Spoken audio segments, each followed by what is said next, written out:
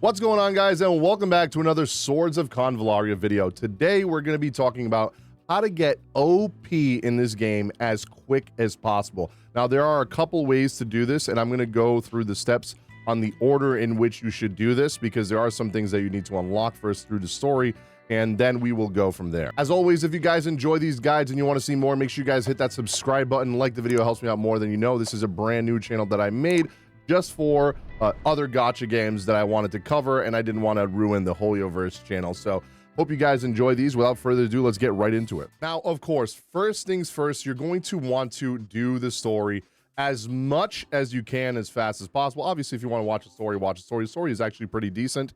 I would say that the Spiral of Destinies, which doesn't really give you much rewards or stamina besides achievements, has a better story. But the Fool's Journey is where you're going to get all your XP for your account, which is very much needed. So for every one stamina you waste, you get 1 experience point. So if you waste all 240 of your stamina per day and you log in and get the other 2, there's 2 times a day you can get 60 stamina, so another 120. You can do 360 stamina a day. That's 360 experience a day. And then also your dailies will give you some experience as well to level your account up. Now, the reason I'm saying that this is important is because your character's levels are tied to your account level. So if your account level is level 23, as I am right now, that means that your characters can only go up to level 23, and you're also going to have some things that are locked off, like ranking up equipment, like ascending it to the next level. You need to be Voyager rank level 30 to be able to limit break to level 40. So you need to get these as high, you need to get your account as high as possible, as fast as possible, because you're not going to be able to progress your equipment or your character's levels unless you do that. So doing the main story is definitely the fastest way. And like I said, when you do your dailies, you're also going to be getting XP as well. And there's a bunch of others if you like, the game just came out. So obviously there's a bunch of events right now. For example, if you do the Voyager Memento right here, which I'm already on the 3rd phase, I could do the 4th phase, but I'm just holding off a little bit right now. There are some XP ones in here. Let me see if I can find one. Yes, as you can see right here, there's a 150 XP here for clearing this. So you're going to want to do these as much as possible. And also, you're going to be getting legendary equipment through this. You're going to be getting characters for free. You're going to be getting enhancement stuff for your characters, your weapons, runes for like leveling up the skill tree and everything. So you're going to want to make sure that you level this up or do this. I would argue this is like beginner missions, right? Like a lot of games do.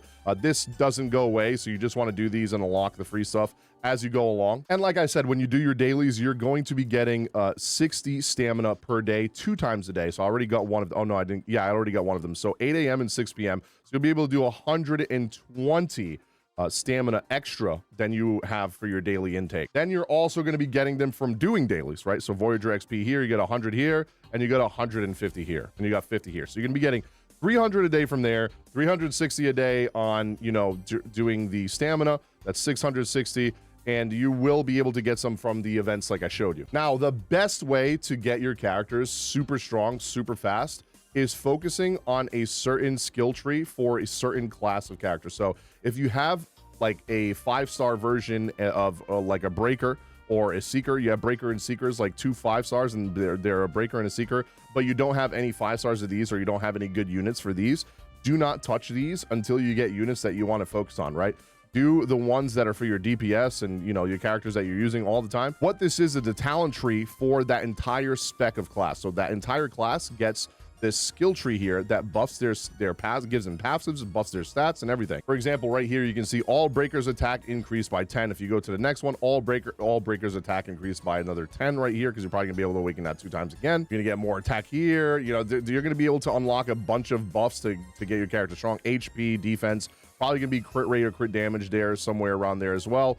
And so you're going to want to make sure that you focus on these. This is also TP. TP is what you use for tactical points to be able to do these moves right here in the middle of battle. They're like the MC can do these even though he's not on the field. So it's kind of important to do these too. So you're definitely going to want to make sure that when you're caught up with the story, right, and you have to start farming for your characters, to start either farming XP or farming whatever you need to farm, definitely try to do this first and do these trees as fast as possible, because this is going to give you big stat boosts for the entire like all the red characters, all the blue characters, all the green characters, they're all going to get buffs, not just one or two, all of them. Now, something I don't see a lot of people talking about, make sure you do your bond stuff every day, right? Because you are going to be getting this currency to level up your bond, right? Give gifts. So this currency right here, you can farm, I believe. And there are events that give this out as well.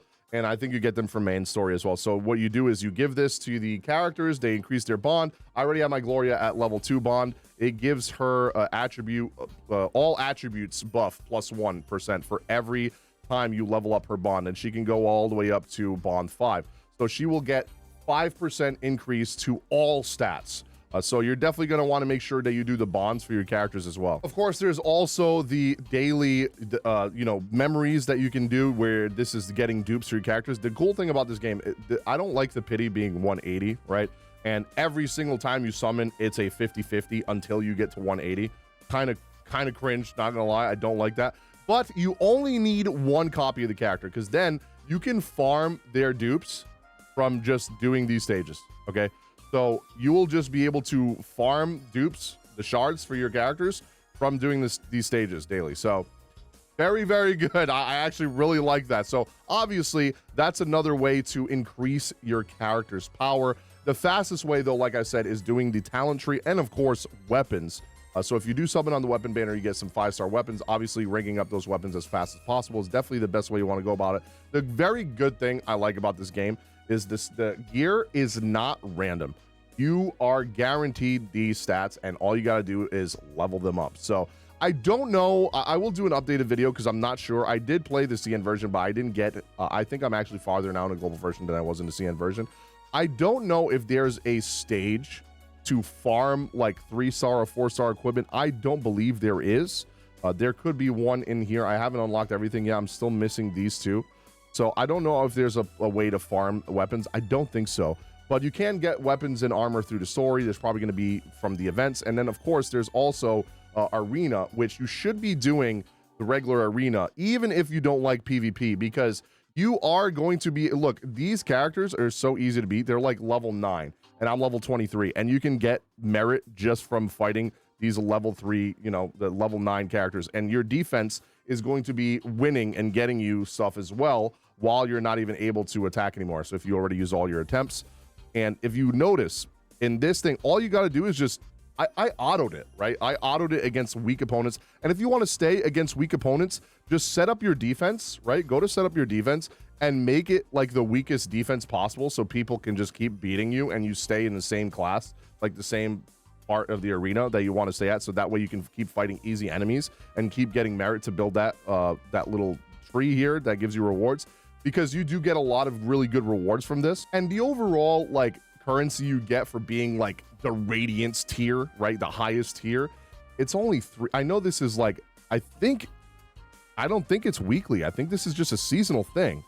So if it's every 30 days or 28 days or whatever, it's only 300. Like, so I don't know if you're getting, I don't know if you're getting all of these, right? If you're in Radiance, maybe you get the rewards from all of these. Not sure yet because I haven't finished the season yet. But if it's just this, I mean, you don't have to go hardcore and try to be Radiance tier, right? 300. What are you gonna do with 300, right? With like 300 done. But I do think getting gold or platinum, even as a free to play, is definitely very doable. I'm gonna be honest with you. Getting gold is gonna be easy, all right? I've played a lot of games with PvP. Gold is very easy. You still probably have people that forget to set up defenses in gold and shit. So because probably people want to stay in gold, right? And platinum, like, you're gonna want to try to get platinum at least. And like I said, you could just choose weak enemies to fight and auto it. It's so easy, right? So you're gonna want to try to get these legendary equipments here, because you get one random legendary trinket, one random legendary Tyrant Whisper. So these are going to be very nice to help boost your account, even as a free to play. And there is going to be something else coming out. RTA is going to be coming, which is real-time arena, and that's going to have even better rewards. If you don't want to do that, you don't have to. But that is where the true sweats are going to go, because that's a real-time arena. That means you're battling people real-time and have to strategize real-time against another player. and it's not just an AI, right? So you definitely want to do the arena at, even if it's just a minimal amount, just to get that extra, you know, stuff for your account to make you a little bit stronger and build your characters a little bit better. And then the last thing I want to tell you guys, once you unlock tower after completing chapter 2, I believe, you can farm this tower and you can earn points to then get stuff in the shop. So you need enhancement mats or whatever, right? Or even this is the currency, I believe, for the bond stuff. But you are also going to get first clear rewards, right? So you're going to get a lot of gems, and you're also going to get a 3 random epic gears, 3 random rare gears, right? And this resets every week. So this resets in 3 days. So try to get through this in the next 3 days as this video goes up as fast as possible. As you can see, once you get to the top, the 10th floor, you're getting random legendary trinket, random legendary gear, random legendary Tyrant Whisperer series 1, right? So the Tyrant Whisperer is the 3rd piece of gear that you equip on your character. You probably don't have that unlocked yet. It takes a while to unlock that. Look at this, like 2 legendary weapons, 5 legendary whispers. Like this is just PvE stuff, right? And I'm assuming this shit is going to be hard. I don't think any of us are going to be, you know, engraving chest too. I didn't even notice that. I don't think any of us are going to be able to finish this, right? In the next 3 days, even if you're a massive whale, because this shit, they are going to be very high level here, right?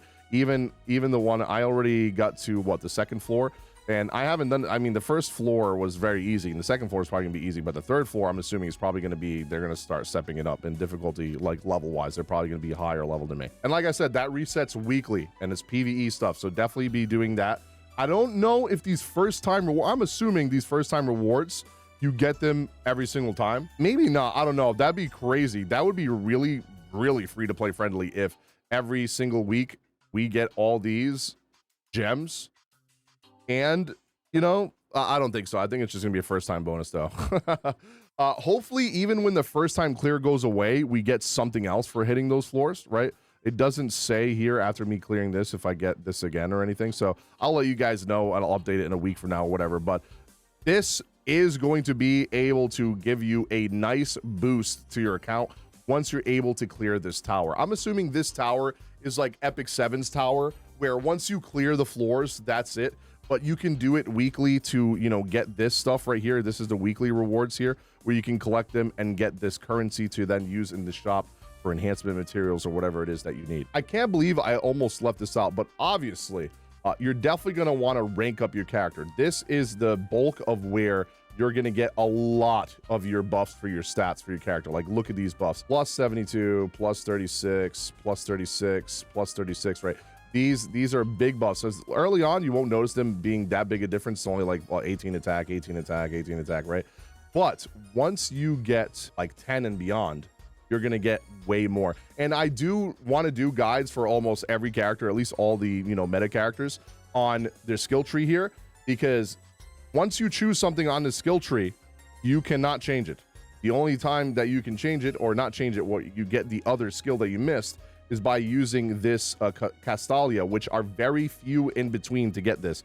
You can get them from events, you can get them from the battle pass, you can get them, I believe, from RTA. They said you're going to be able to get it, or maybe when the guild stuff comes out too, you're going to be able to get that in the shop. But it's all like weekly stuff, right? It's not anything, or weekly stuff or events. It's not anything that you're going to be able to get, you know, every day, right? So this is very precious, you know, item right here. Then you do not want to waste them. And you definitely going to want to use them on characters like that are super meta, like Gloria or Inanna, sorry, or any PvP character that you're using, any meta like a 5-star unit. You're going to want to use that to try to get the other things in the skill tree that you couldn't get the first time around, right? Even though, like this one right here, this is definitely the one you want to get for Gloria first. But this one is also amazing for her, right? So you're definitely going to want to use, you know what, right here, I'll just use it to show you guys. So now I can get both abilities on the tree, right? So now I only have one left here. So eventually, you know, I'm going to be doing videos on all these characters. I'll probably have them out this weekend. I'll have a couple out. I'll have one for Gloria. I'll have one for, you know, Cole, Inanna. I'm going to put one. I'm going to try to do one for every character, the meta ones at least, right? That people care about. I hope this video helped you guys out. Let me know in the comment section down below if you guys have any questions. If this video helped you guys out, make sure you hit that like button and subscribe if you have not already. Thank you guys so much for watching, and I'll see you all on the next video.